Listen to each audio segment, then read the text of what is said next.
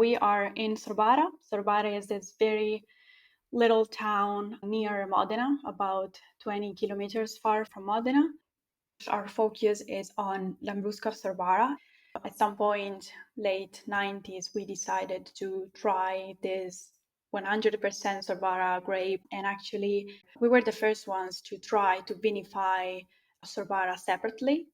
Of course, we still have some Lambrusco Salamino because we need this grape variety to pollinate Sorbara. So, of course, we work with both, but let's say our main focus is on Sorbara alone. Fascinating people with stories to share, fabulous wines and the best local foods to accompany them, and beautiful places to discover and visit. All of this and more on Wine, Food and Travel with me, Marc Millon, on the Italian Wine Podcast. Join me for a new episode every Tuesday. Welcome to Wine, Food and Travel with me, Marc Millon, on Italian Wine Podcast. Today we travel to Emilia-Romagna, to the wine hills of Sorbara, not far from Modena, to meet my guest, Cecilia Paltrinieri of the Cantina Paltrinieri winery, which specializes in the production of a very special wine that I love, Lambrusco di Sorbara.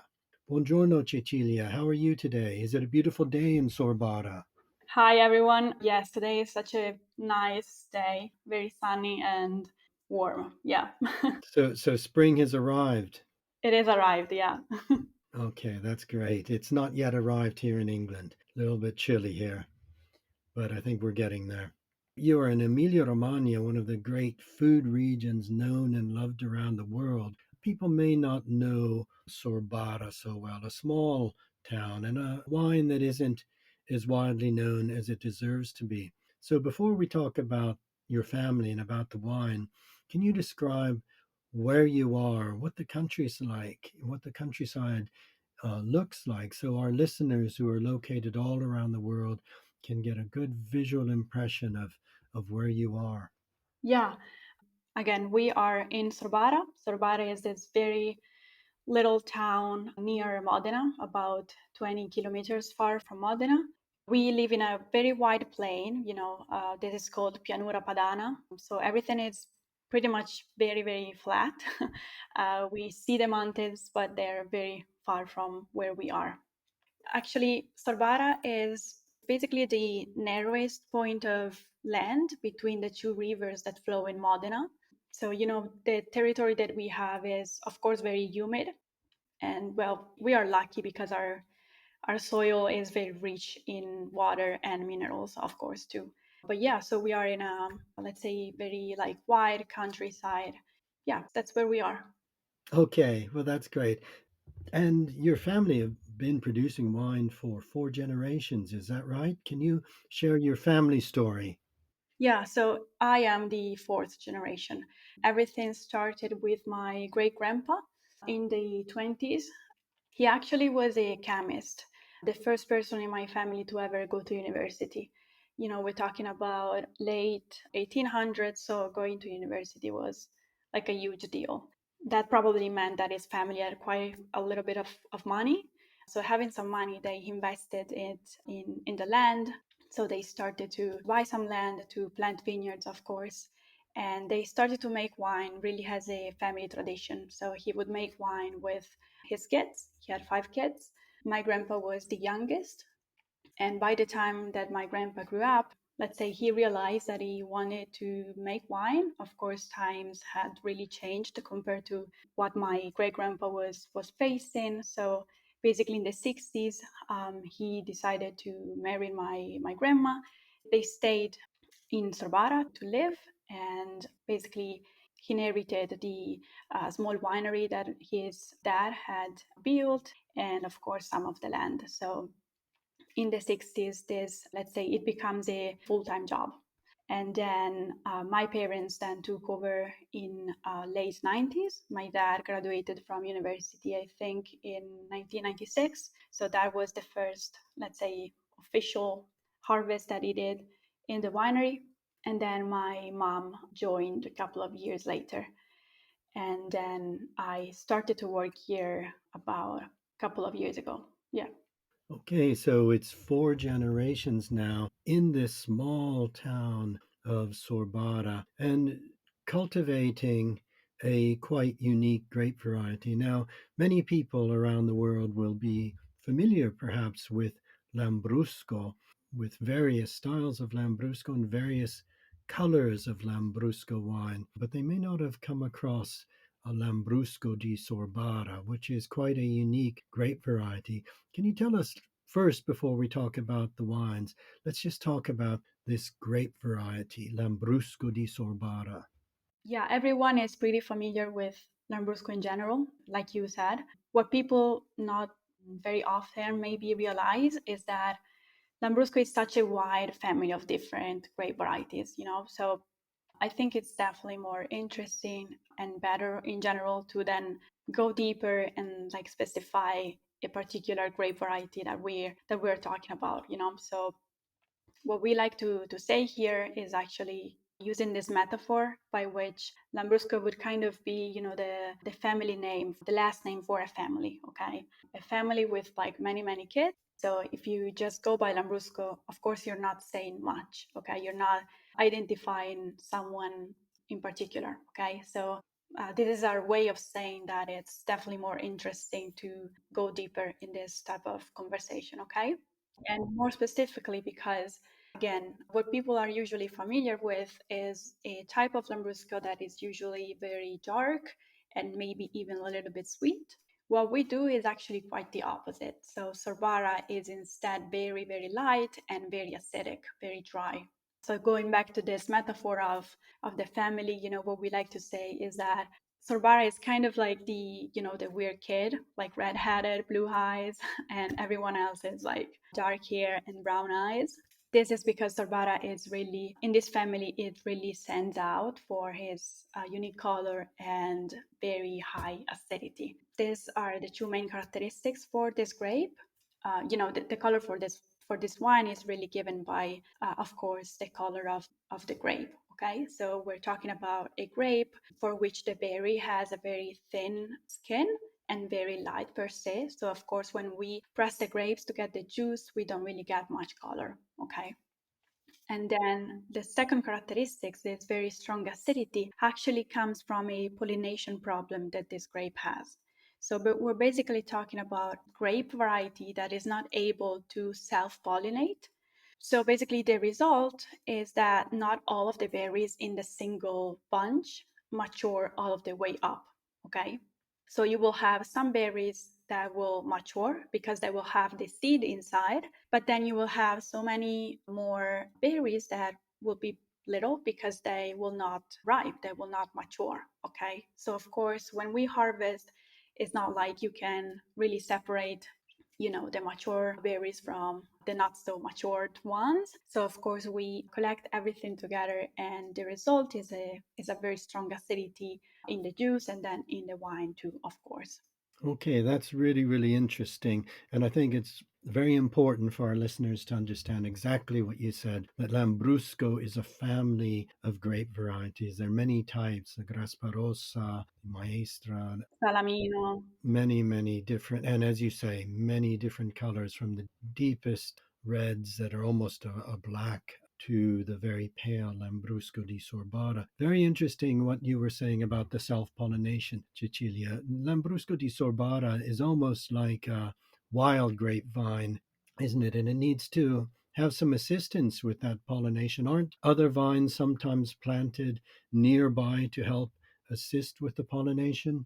Yeah, so traditionally, what people have found that helps a little bit with this situation for Sorbara being so acidic because of the pollination problem is to also plant another grape variety, which is still part of the whole Lambrusco family, which just by the fact that it would be planted right next to Sorbara, it would then help with the pollination. So this other grape variety is called Salamino. The full name would be Lambrusco Salamino. And it's really a DOC in terms of the area for Modena. It's a DOC very close to the area where Sorbara DOC is also produced. So Salamino is basically functions as a pollinator for Sorbara. Of course, Salamino is actually quite the opposite compared to the Sorbara grape. So we're talking about a grape variety that is naturally much darker and much like fruiter and not as acidic as Sorbara. This because the skin is much thicker, so and just darker per se. So the natural color is darker. And as far as the acidity is concerned, basically this other grape variety is not really affected by this pollination problem that instead Sorbara faces. So into the wine, it does not really translate into such high acidities. Okay, that's really interesting as well. So we're really getting an idea of, as is the case throughout Italy, but how local these different varieties of Lambrusco are. And Sobara really grown in a very small area within Modena vineyards, and Salamino similarly, as are the other varieties. So I think people can begin to get an idea of distinguishing between the various Lambruscos. I think it's very interesting that your family specialize just in one variety of Lambrusco, Lambrusco di Sorbara, but yet are still able to make a full range of wines. Can we just dive into some of the wines that you produce? And I'd like to begin with your Grosso Metodo Classico. Yeah. So as you said, of course, our focus is on Lambrusco Sorbara, and actually, our family as a winery, we were the first ones to try to vinify Sorbara separately, and that is because, as I told you, Salamino works as a pollinator for Sorbara, right? So of course, it is planted right next to Sorbara, and actually, up to 20, 25 years ago, the standard was to plant these two grape varieties even in the same rows. So, of course, the easiest way to then collect during harvest was to just collect everything. So, the standard product around this area was a natural blend of these two grapes.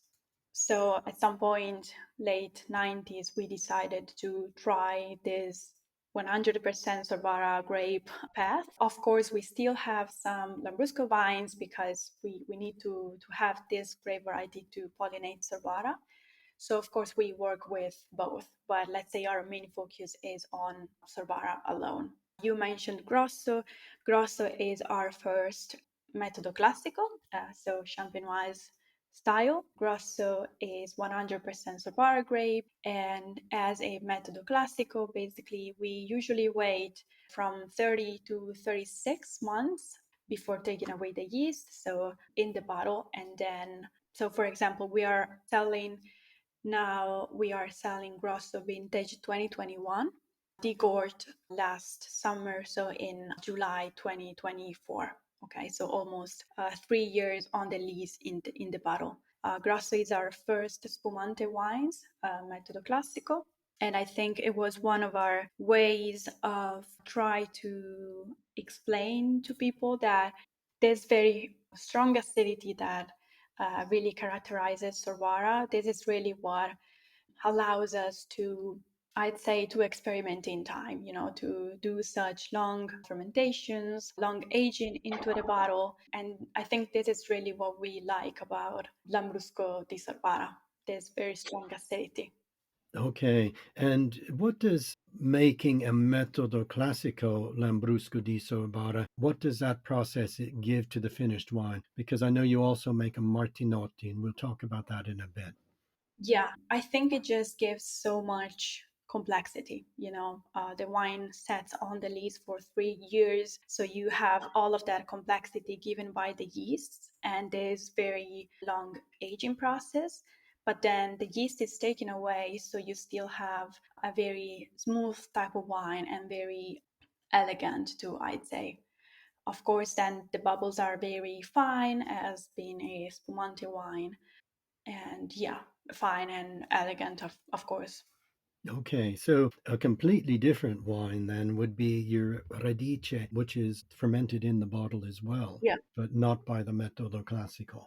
exactly. Radice is a bottle fermented wine. So basically, the first fermentation happens in the stainless steel tanks. And then we try to have a unique bottling session around March.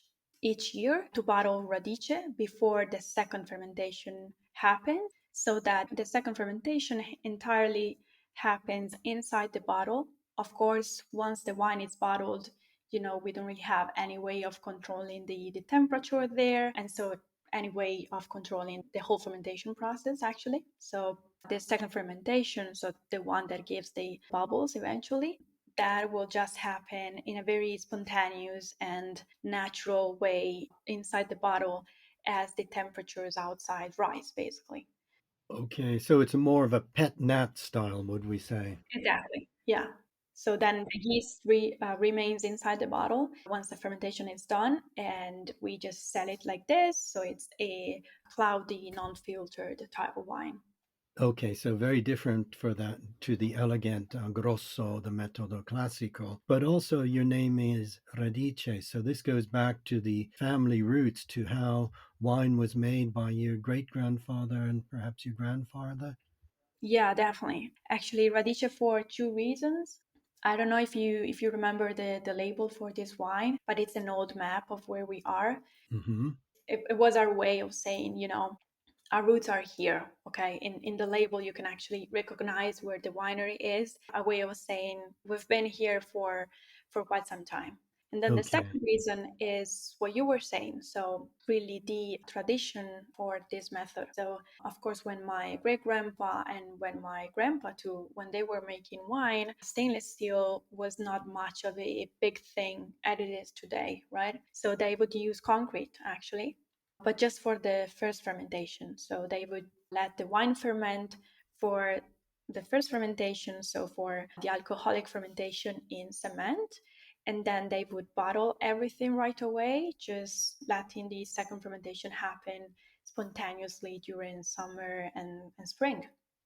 So, it's fun because sometimes I have people coming to the winery and asking me, there is much like of a trend for like these natural wines nowadays, Patinat style. So when is it that you started making your own natural wine, right? And what we what we like to say is that we actually never really stopped, because this method was really it's really the most traditional method to get the bubbles in our area, in not just in our area, everywhere you make bubbly wines, actually. Okay, that's really important. I think that's a very good explanation of the history of Lambrusco in your area and also of the family root.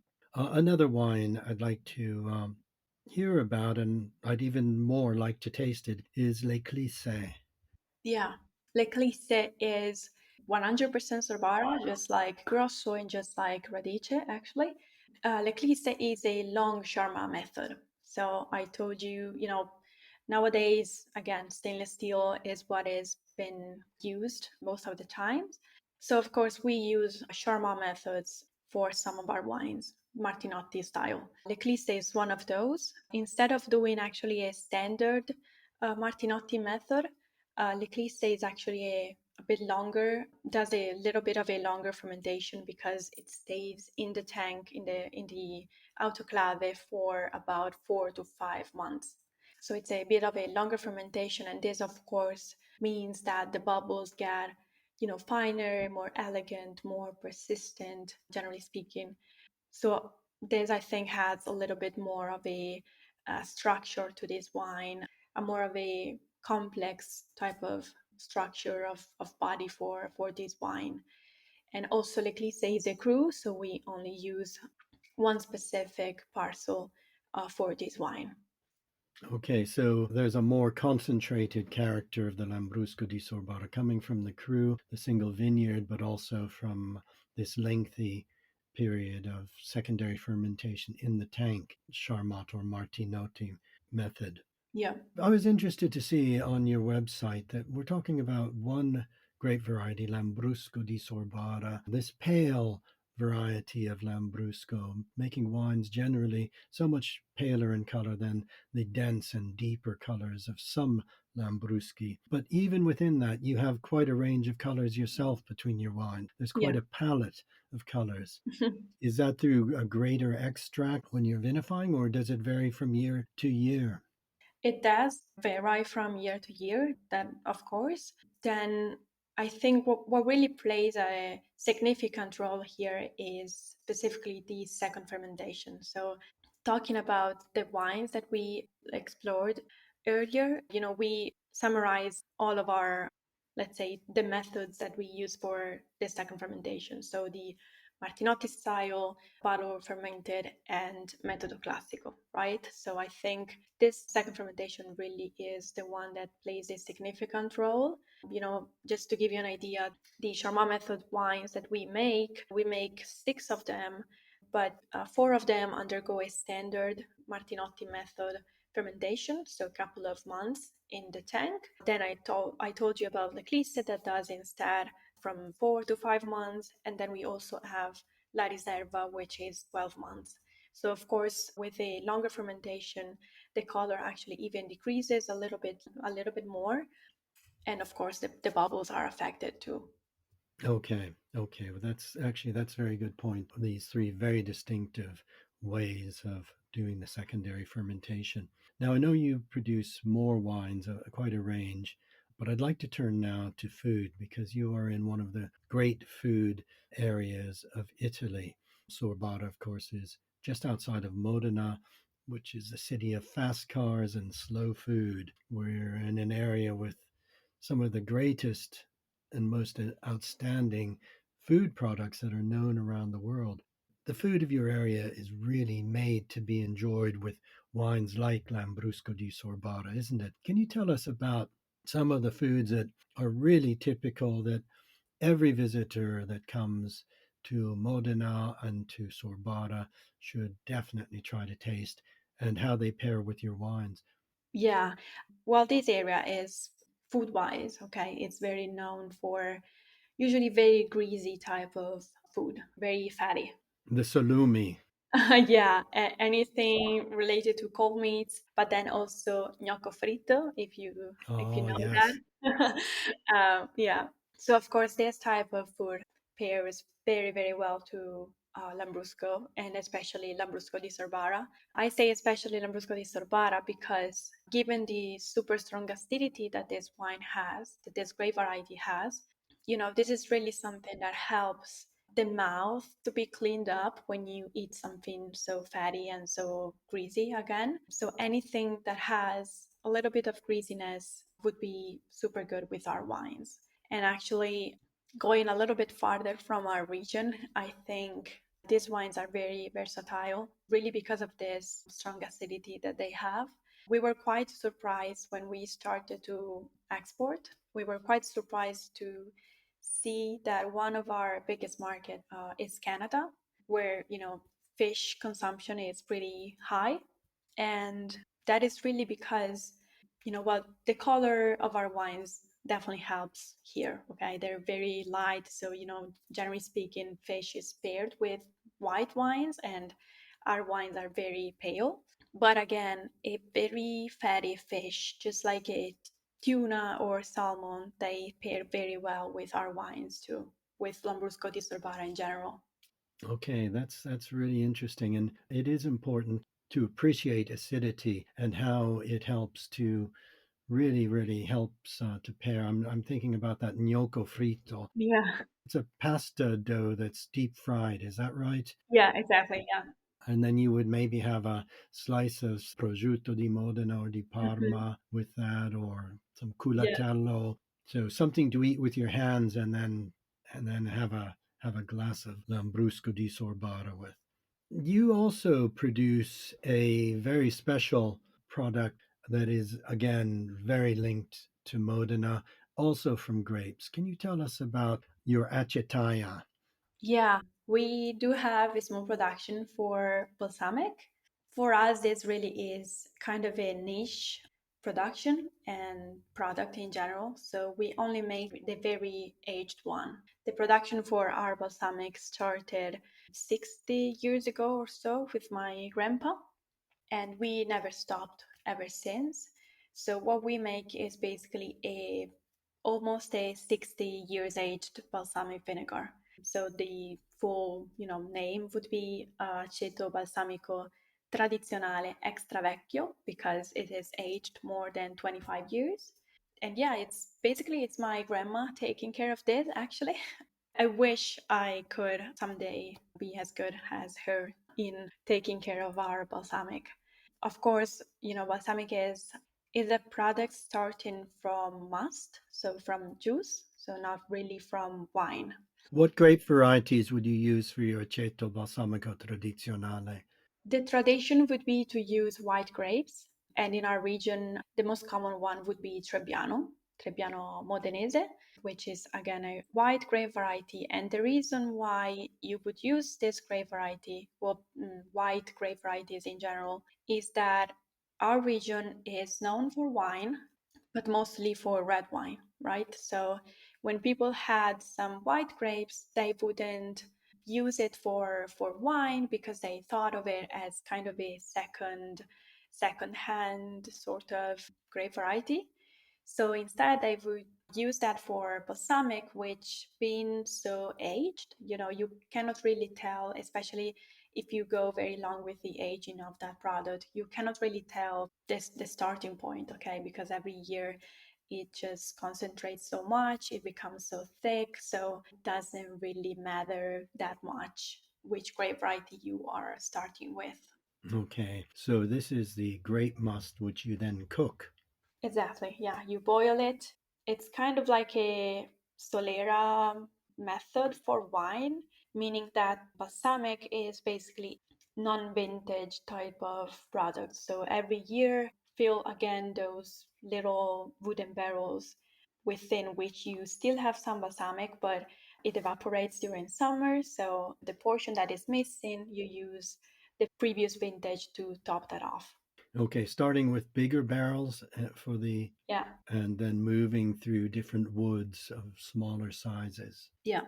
Okay, and I just want our listeners to be absolutely clear that this aceto balsamico tradizionale stravecchio, this very old aceto balsamico, is nothing to do with the industrially produced aceto balsamico di Modena, which is found around the world and which is very confusing because this is made simply and only from cooked grape must. Is that right? Yeah, it is right. Yeah. So it's something very, very special, something very rare, and something that must be tasted. What is the best way to taste your aceto balsamico tradizionale stravecchio? So one of the best ways would be on Parmigiano Okay. actually, and especially the one that is a bit aged. So I would go with a 36 months of aging or even more if possible. One other way that I like to suggest is on ice cream. And that is because ice cream is so cold, that it doesn't really modify anything for balsamic in terms of the consistency, the texture, the flavors. So if you really want to taste balsamic, the best would be on something that is cold. And that is actually, Oh, yeah, it's actually the reason as to why if you go to like a balsamic tasting, most often they would serve it on ceramic spoons because ceramics it maintains the cold. okay. Okay. So this is something we're talking about. You sample, it's very, very precious. It's very expensive. You sample it drop by drop, and it is really exquisite and a real treat to be able to experience it. And Cecilia, our listeners who will be very anxious now and keen to taste Lambrusco di Sorbara and also Aceto Balsamico Tradizionale, can they visit you and what do you offer for hospitality? Yeah, of course they can visit us. We'd be super happy to have them. We offer tours every day from Monday to Saturday in the morning and in the afternoon. We offer wine tours. So basically, you have the possibility of touring the whole winery, so every process. Of course, also the vineyard if the weather allows it. But yeah, inside every aspect of the vinification, the packaging, really everything. And then, of course, if people want to see it, we also let them see our acetaia, so where we make our balsamic, and then we have the tasting of our wines and of course the balsamic too. Okay, that sounds great. That sounds like a comprehensive. And is it possible to have some of those fatty foods, those that salumi or foods like that with the tasting? Oh yeah, definitely.